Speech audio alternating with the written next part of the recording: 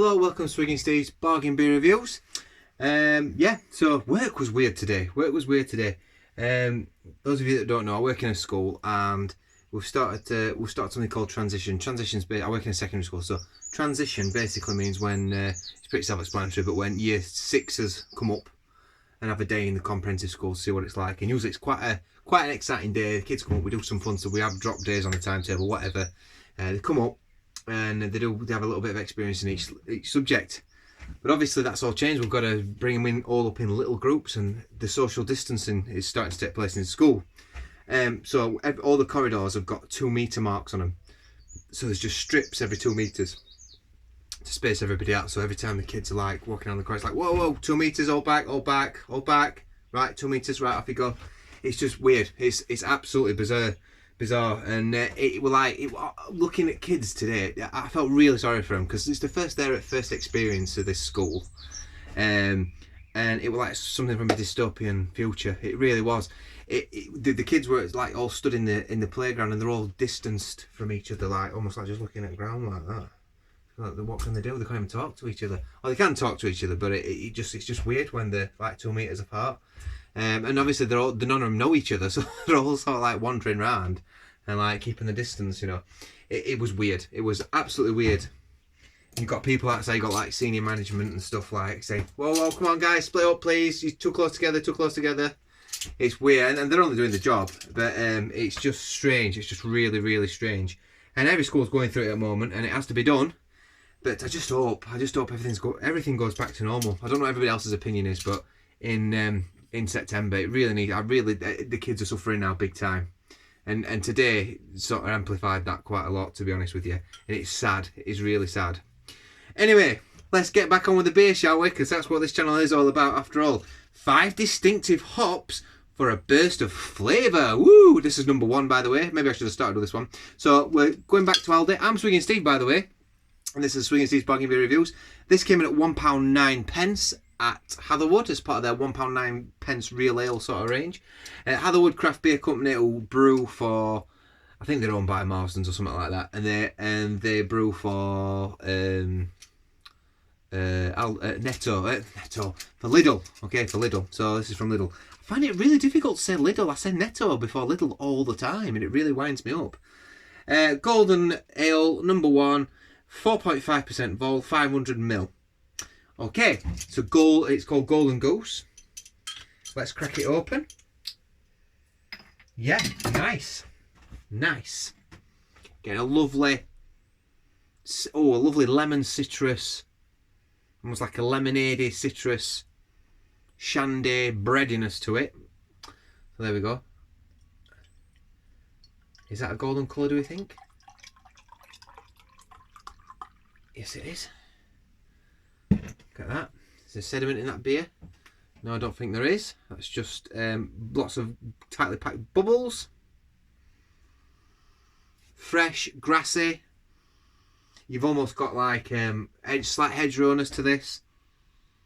Quintessentially British. Smells divine. Here we go. Let's go in.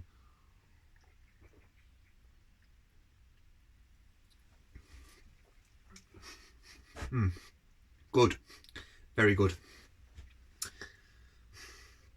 If you was in America and you're watching this beer review, this is exactly how a golden beer should be done. I think that's lovely.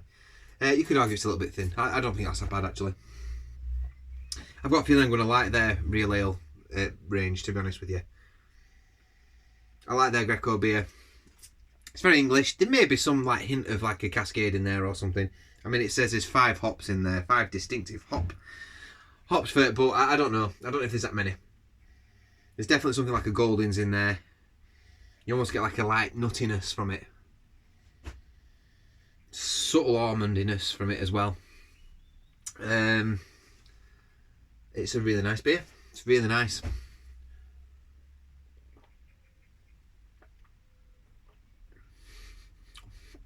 trying to compare it to something on the shelf that's probably quite popular.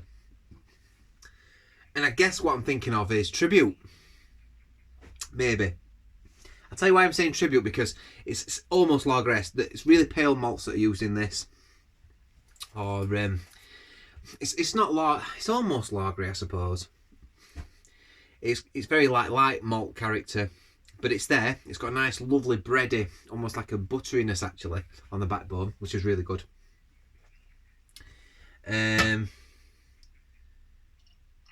Yeah, so it's like got a breadiness.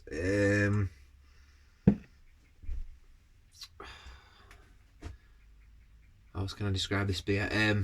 Yeah, so like Tribute, it's got almost got like a bit of a cereal quality to it as well. It's got a little bit of a cereal quality to it, but it's all about those really like fresh British hops. I think this one.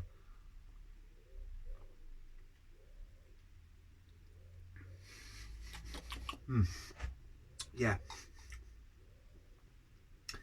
Yeah, nice. If you like your golden ale, I'd go for that. I think it's spot on. That I think it's really good. Got a slight dryness on the back end, a slight lingering bitterness, but not much. Not much. It's really refreshing. It's a summer beer. It's a gardening beer. This Golden Goose ale has been traditionally crafted, brewing using 100% British barley. Pale malts combined with 5 different distinctive hops deliver refreshing full-bodied flavour, showing that this ale is not afraid to stick its neck out. I think hop-wise, probably Goldings, Fuggles, maybe something like a Challenger hop in there. What ones is there? They're all British hops.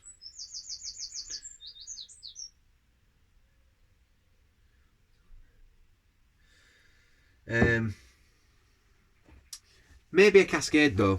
Maybe a Cascade because there is a lemon in this. There's almost like a little bit of a Cascade sort of short shout there. So it won't surprise me if something like that's in there. Yep. I was going to dissipate a little bit.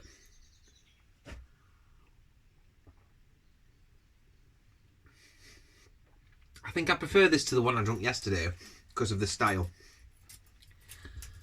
Am I convinced it's a better beer?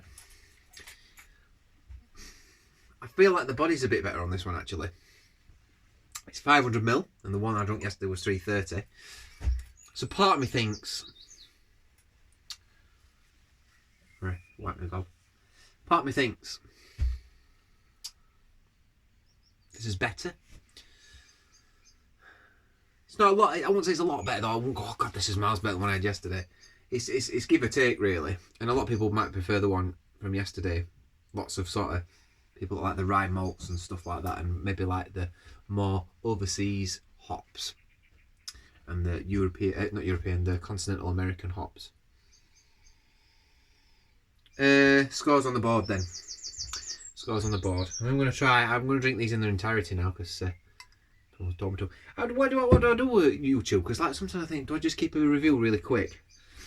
But then like it's all about retaining your audience, isn't it, for longer on YouTube now? But not that that bothers me because I'm not really that interested in that. But I'm interested to know what my viewers think. So if you would rather I just cut the review a bit shorter and just cut to the point, please say, because at the end of the day it's you guys that are watching it. If you like me waffling about random stuff and actually drinking an entire drink while I'm reviewing, let me know as well, because like I said, it's you guys that are watching me do this. So if you'd rather me just hurry up a bit, I will do, or if you'd rather I just carried on doing what I do. I mean, they all last about 10 minutes, my reviews. This one's gone on for 9 minutes 16, so yeah, they last a bit anywhere between about 8 and 12 minutes usually.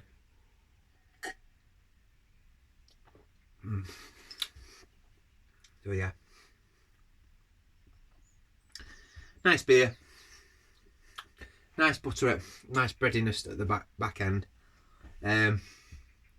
It gets an 8.1 out of 10 for me. This an 8.1 out of 10, and it's a little bit better than yesterday's. 8.1 out of 10. It's an excellent beer, and it is at the bottom of that excellent beer range. I think that they're really nice. I would definitely go out and buy this again for sure. I'm going to a party, fill up with them. And the more I drink it, the more that citrus bite comes into it. And I do sort of think actually there might be something a little bit more overseas in it, if you like. It's good. It's really good. So far, Lidl, that's 3. And I've had, and they've all been excellent beers. 3, and they've all been excellent. And I do change my mind a little bit. Like, I might come back to this another day and think, what did I give that 8 out of 10 for? It's rubbish. But I drink beers one off. And I've said this time and time again about reviewing beers. You've got to drink, I think you've got to drink a beer as a one-off. You can't drink 6 in a row and review them. Because it just completely erodes your taste palate. And not only that, you start getting drunk when you're reviewing them anyway. So you're not focused on the flavours as much. It's like when you go out on a pub crawl or something. Your first few beer, you love it, you like savour it and go, oh god, yeah, you're picking up all flavours on it. Three beers down the line, you just don't notice it anymore. Everything starts to taste the same, especially if you're having lots of hoppy beers. Unless you transfer to a stout, which is like a mint imperial stout or something like that, you know, where it is a distinctly different flavour.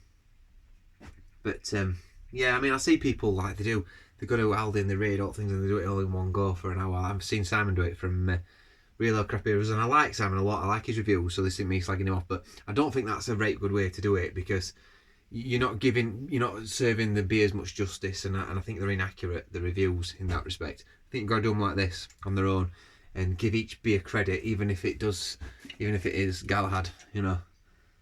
Some people like that beer, don't they? Some people like it. I mean, some people have already given me a bit of jip for what I've said about that beer, which is fair enough, entitled to your opinion, you know.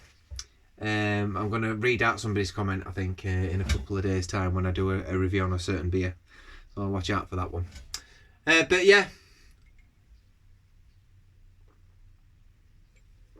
Cheers, everybody. Happy Swing Tea. 8.1 out of 10. Go and get some of them. Nice fridge fillers, party beers, barbecue beers, gardening beers. See you later.